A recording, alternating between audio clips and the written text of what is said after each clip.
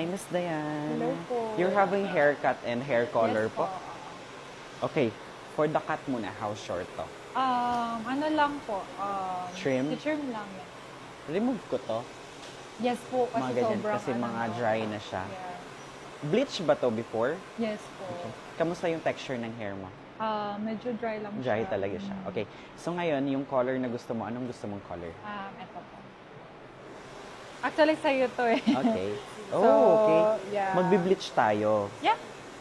Pero hindi ko lang sure kung, parang more on, Grayish na beige or yeah. gray na gray kasi medyo granny look siya.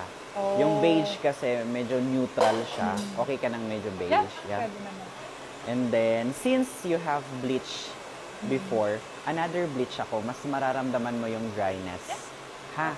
So, kung ito, dry, so magiging, alam mo yun, dry talaga siya. So, more treatment lang. Ang technique lang doon, pag naglalagay ka ng treatment or conditioner, wag mo masyadong i-rinse. Dapat may konting dulas. Okay. Yeah. And then, yung alternate niya na dark, soft brown or Siguro soft brown? Yeah. Okay. And then, maybe closer sa ganung color.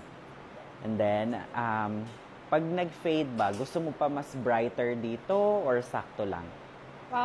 Sakto lang. Sakto lang. Kasi nga, since may light ka na. Yeah. Okay, sige. Ano pa? Yun lang. Yun lang. Wala ka ng mga question? Maybe later. Yeah. Okay.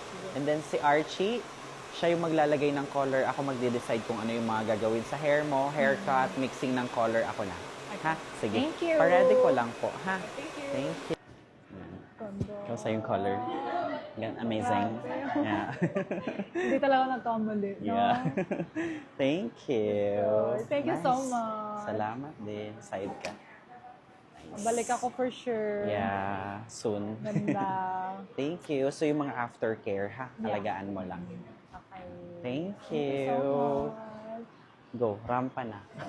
Yeah. Salamat. Thank you. Thank you.